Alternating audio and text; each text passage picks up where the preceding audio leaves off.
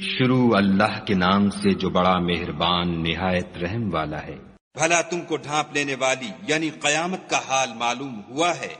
اس روز بہت سے منہ والے ذلیل ہوں گے، سخت محنت کرنے والے تھکے ماندے دہکتی آگ میں داخل ہوں گے۔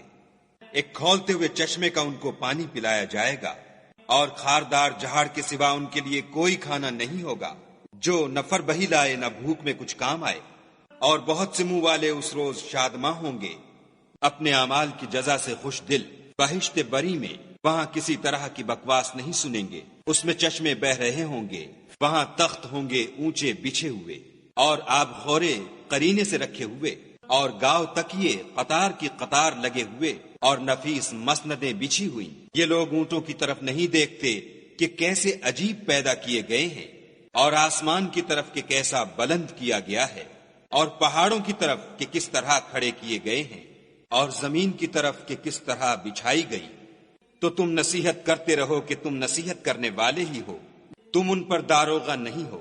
ہاں، جس نے منہ پھیرا اور نہ مانا تو خدا اس کو بڑا عذاب دے گا۔ بے شک ان کو ہمارے پاس لوٹ کر آنا ہے، پھر ہم ہی کو ان سے حساب لینا ہے۔